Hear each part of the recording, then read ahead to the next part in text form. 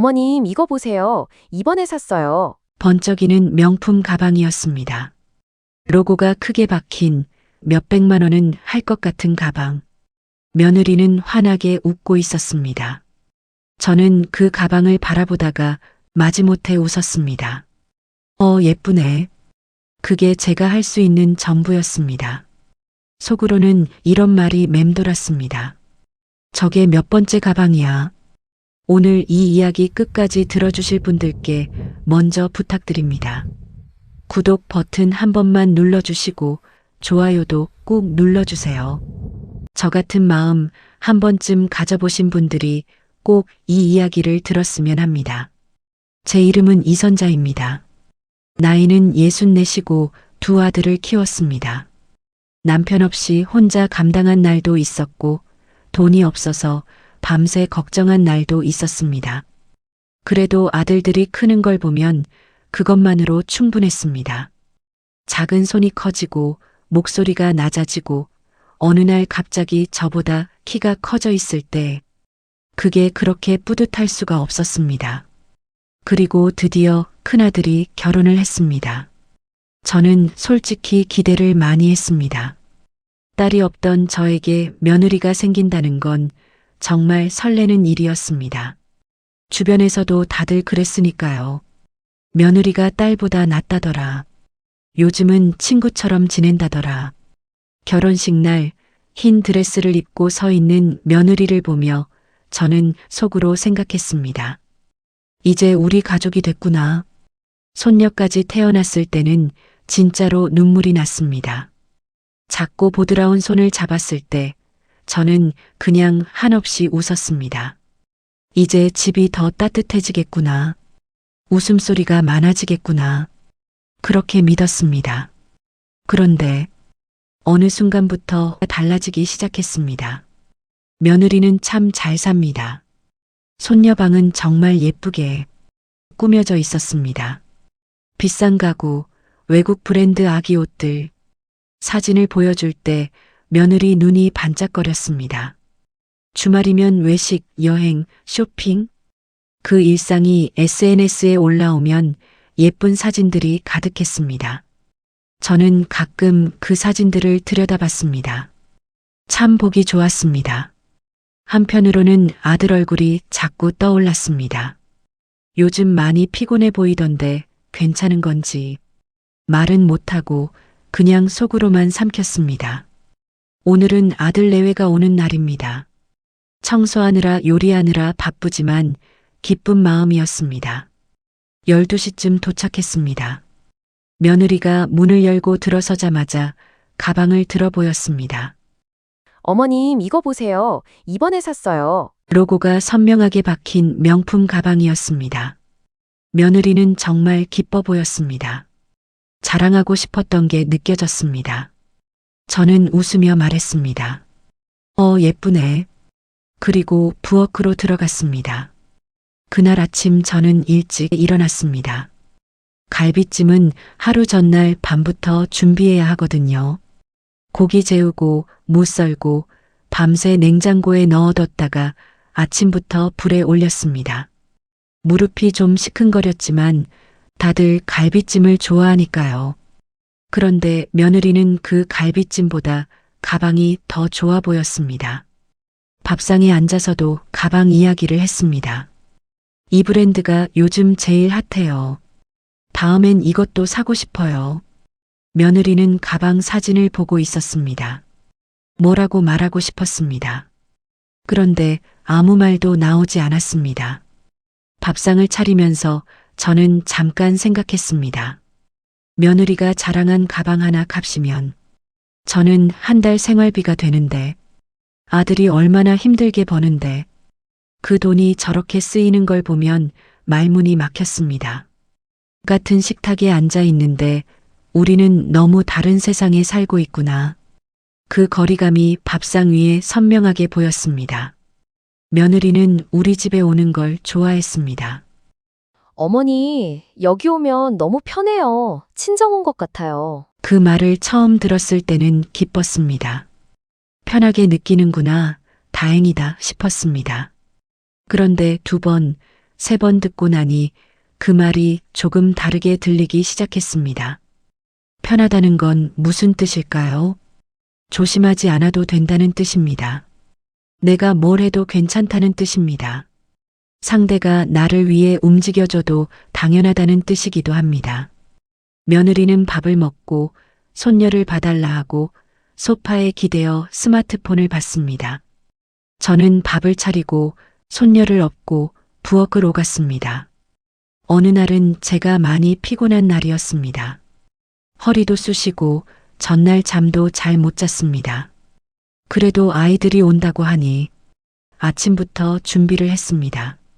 밥상을 차리고 다들 맛있게 먹었습니다. 어머니, 진짜 맛있어요. 며느리가 웃으며 말했습니다. 저도 웃었습니다. 식사가 끝나고 다들 거실에서 쉬고 있을 때 저는 혼자 주방에서 설거지를 하고 있었습니다. 갑자기 문득 생각이 들었습니다. 나는 지금 왜 이러고 있지? 가족이 왔는데 저는 주방에서 일하고 있었습니다.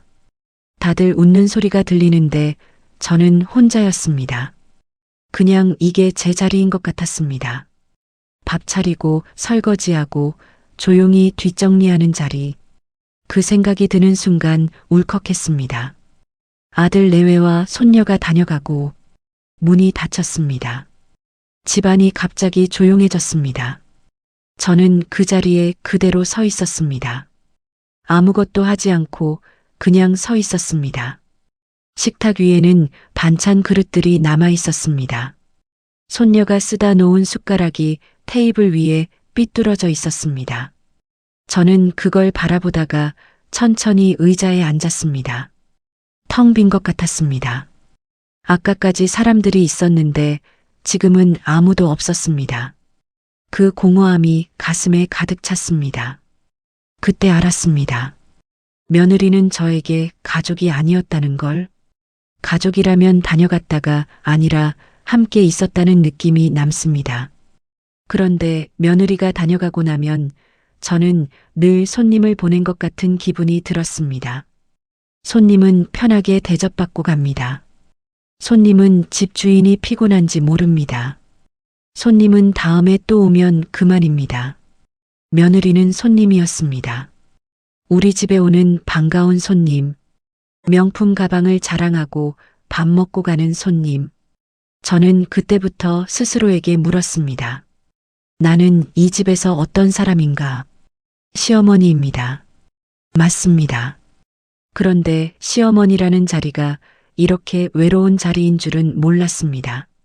말을 아껴야 합니다. 한마디 잘못했다가 불편해질까봐, 마음 표현했다가 부담스러워할까봐, 조금만 더 원하는 것 같으면 욕심 많은 시어머니가 될까봐. 그래서 저는 늘 웃었습니다. 며느리가 명품 가방을 자랑할 때도 웃었습니다. 예쁘네 하고 말했습니다. 속으로는 일찍 일어나 갈비찜을 했던 손이 떠올랐지만 그냥 웃었습니다.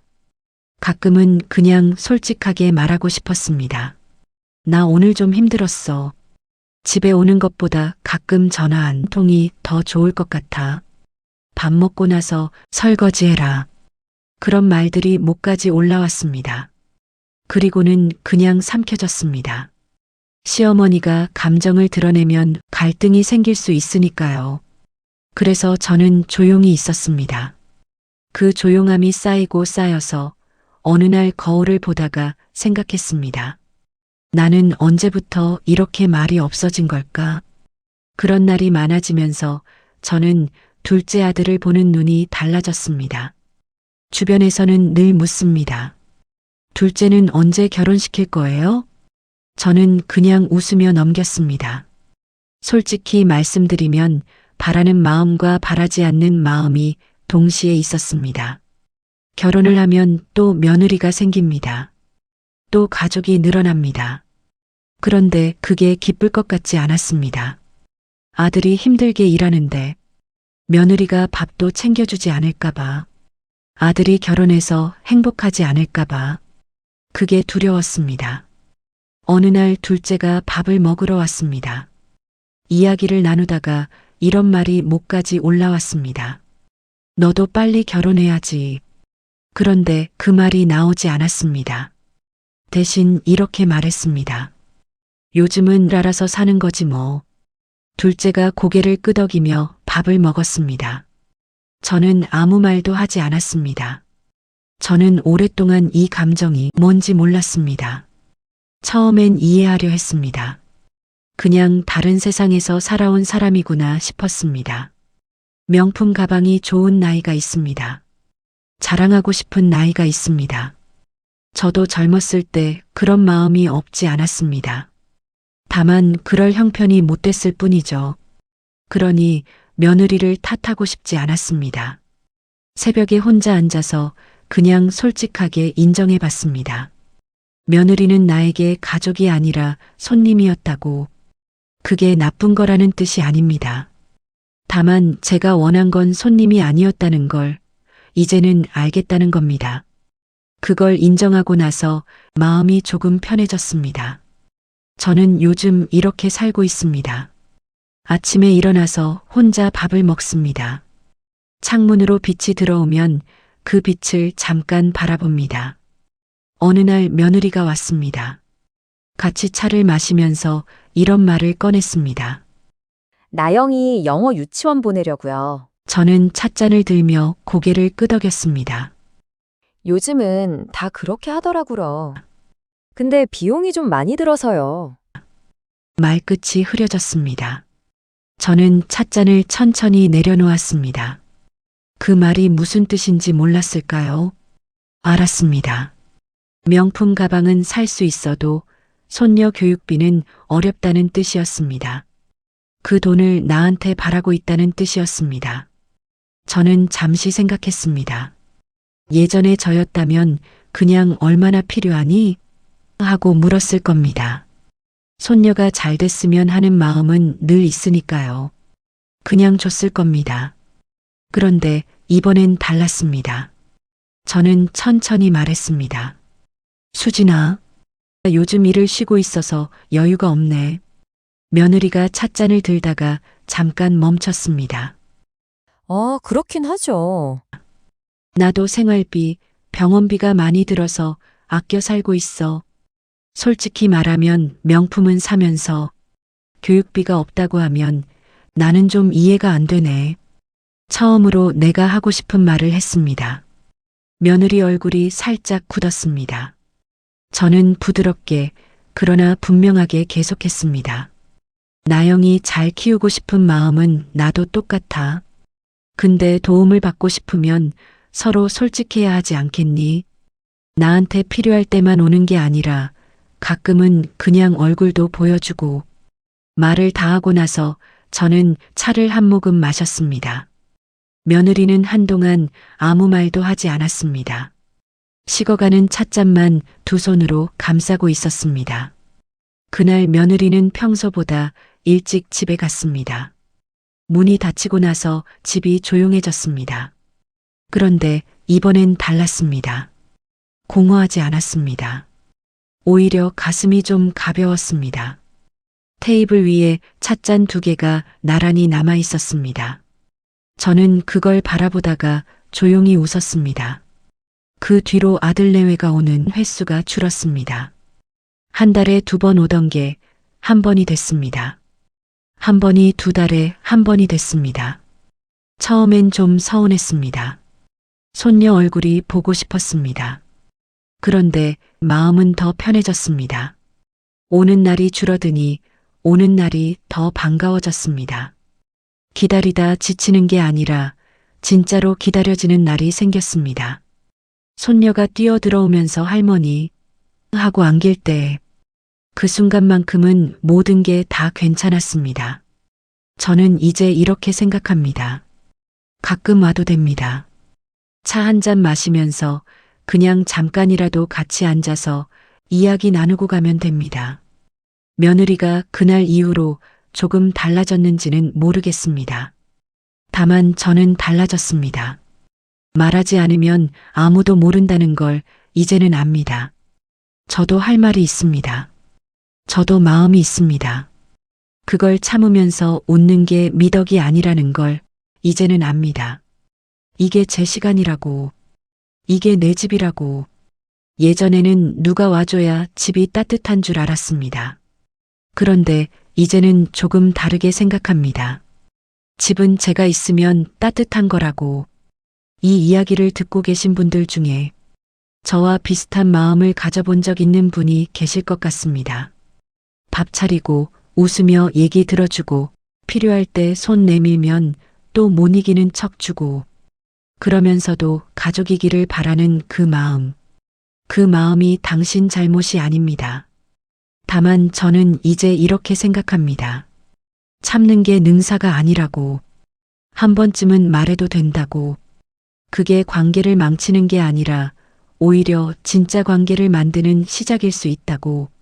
세상이 달라졌고 관계의 모양이 달라졌지만 우리도 달라져야 합니다. 무조건 받아주는 사람이 아니라 나도 한 사람이라는 걸 알게 해줘야 합니다. 그러니 오늘 이 이야기가 조금이라도 힘이 되셨으면 합니다. 오늘 하루도 정말 수고하셨습니다. 식사 꼭 드시고 따뜻하게 주무세요. 오늘 이야기 여기까지입니다. 끝까지 들어주셔서 감사합니다. 혹시 주변에 비슷한 사연을 가진 분이 계신다면 이 영상을 공유해 주세요. 그리고 아직 구독 안 하신 분은 구독 버튼 눌러주시고 다음 이야기에서 또 뵙겠습니다.